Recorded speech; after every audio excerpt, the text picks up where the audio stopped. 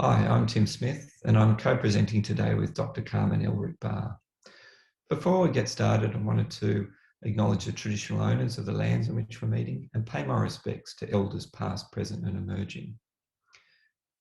Today, the presentation is focused on policy issues for coastal Australia. It forms part of a larger project on coastal governance that's funded through the Australian Research Council and also affiliated with Future Earth Coasts. The research question we're exploring is how intentional and substantial are laws, policies and plans for coastal issues in Australia? Why is this important? Well, coastal management, as we know, are guided by laws, policies and plans, yet there's been no assessment of their intent or substantiveness. This really limits opportunities for improvements in coastal management and being able to deal with the very complex coastal issues that we face. We looked at 92 instruments relevant to coastal issues in Australia at the local, regional and state scales. And as I mentioned, we were particularly interested in exploring this criteria around intentionality and substantiality. So what do I mean by that? Well, intentionality is really the focus of the instrument on the coast, whether it was very high focus or very low focus. Substantiality really dealt with how comprehensive are values, threats and actions treated for Australian coastal issues.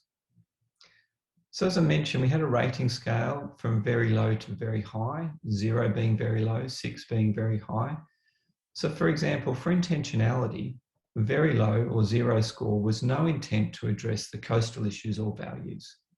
Very high was absolute intent of the instrument on coastal issues and values. In terms of substantiality, 0, very low, it did not address values, threats, or actions. Very high, it addressed those things in a very comprehensive way. So from that, we're able to develop a typology of coastal instruments from being high in terms of intentionality and substantiality, concrete policies, to those that were focused on the coast, had high intentionality, but low substantiality. They didn't actually comprehensively address values, threats, or actions. They were symbolic policies. Whereas some policies didn't actually have high intent to focus on coastal issues, but actually addressed coastal values, threats, and actions in a comprehensive way, contributive policy. And those policies that had low intentionality and low substantiality, contiguous policy. Now I'm going to hand over to Carmen to talk a little bit more about the methods and to talk about the findings of our study. Thanks very much, Carmen. Hi, thanks, Tim. So as you can see here, what we have is one of the matrices that's been completed for Western Australia. So it's listing all of the state level instruments with the blue dots. The red dots include regional scale instruments and the yellow dots are local scale instruments. So we have one of these produced for each of the 7 Australian states and territories. And this slide here is showing an example of the outputs per institutional instrument. So as you can see, we have the document named or the instrument named, the scale at which it operates, the type of instrument, so whether it's an act, a policy, a plan or a strategy, and then the ratings that that instrument received in terms of both intentionality and substantiality. And underneath, next across, you'll see values, threats and actions. So these are the 3 components of that make up the substantiality rating. And so there you can see where the instrument performed well or not against each of those 3 components. So if anyone was interested, they could go back to this document, which is within the supplementary materials of the published article, and find the details for each individual instrument. So overall, this is the final matrix that included all of the institutional instruments that were reviewed as part of the assessment process. And as you can see, we had 5 state level instruments, 1 local scale instrument and 1 regional scale instruments that received the highest rating in terms of substantiality. And we had 2 instruments that classified as contributive, which means they provide a contribution to coastal management, although the core intention of that instrument might not be a focus on the coast. And this is in contrast to what we define as symbolic instruments, which are very high in terms of their intentionality. So the core focus of those instruments is to try and contribute to coastal management. Yet the substance in terms of the degree to which it addresses the principles of good coastal management, so values, threats and action, is limited. So we've found that 1/3 of our instruments, 35%, were classified as concrete. We had limited contributive instruments, and symbolic instruments made up about 17% of the reviewed instruments. Symbolic instruments are characteristic of governance in complex environments. So these have been used as a term, just used to describe the process of muddling through areas of quite complex policy. And they're not necessarily always negative, that they can set vision and high-level outcomes, but they're not particularly good at informing on-ground action. We also found that in general, there is a reliance on instruments that are intentionally designed to address coastal management concerns. So with the limited number of contributive instruments, we're not getting the co-benefits in coastal management from the range of other sectors and instruments that could have a role or do play a role on the coast. This is potentially, I guess, concerning for coastal management because there are a range of sectors and agencies that have a responsibility or operate in the coastal realm, and yet we don't seem to be getting benefits from those in terms of those instruments contributing to the coastal management objectives. So we focus now more on the concrete instruments. These are those that are supposed to make a specific contribution to coastal management.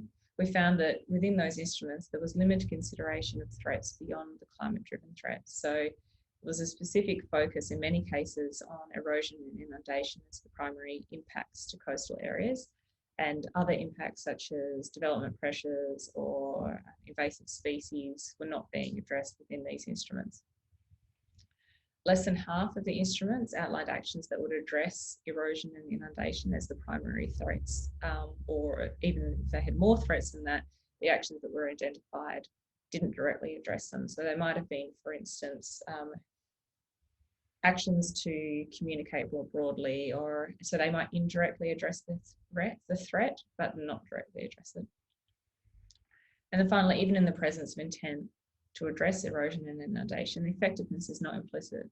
So when we were assigning a rating to the actions, it was just whether actions are present or not to directly address the identified threat. Yes or no, or sometimes in part. But we didn't consider whether the actions that were outlined, whether they were actually going to be effective in addressing those threats. So that would be an additional layer of analysis that might be undertaken.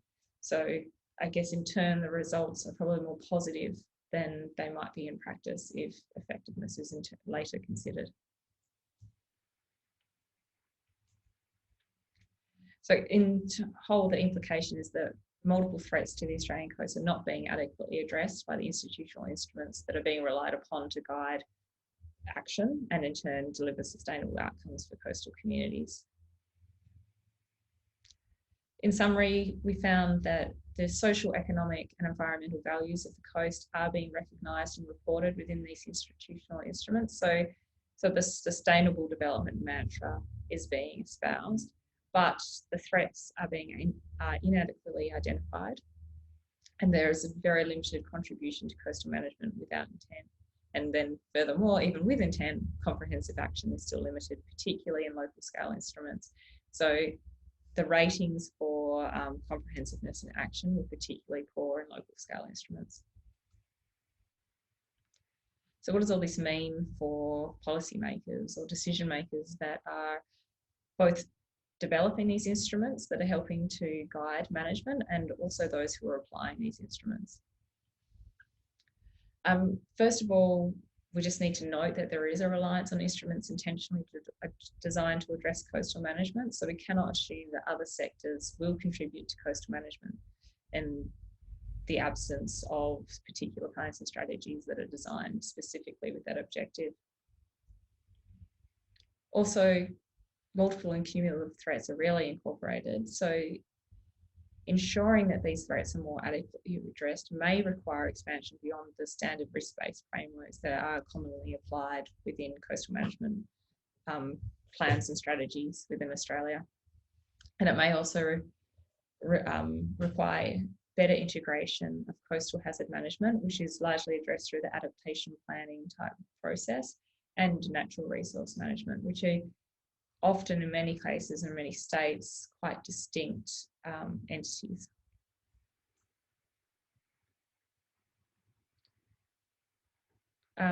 I think it's important to recognise that state level instruments provide guidance and often receive some of the highest ratings in terms of substantiality, but the effectiveness of these instruments is not implicit.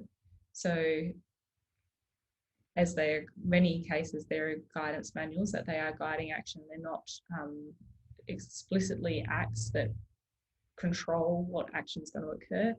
And as we get down to the regional and local scales, then there's obviously the reliance on resources to be able to implement that guidance. And in many cases, this might be limited. So there's a need for greater support at the state level through, for example, guidance and funding that promotes a consideration of multiple and cumulative threats, as opposed to tying funding specifically to, for instance, adaptation plans that might only promote the consideration of direct hazards or direct threats, such as erosion and inundation. And again, this may be better supported through a better integration of natural resource management and adaptation planning, funding and support within coastal areas.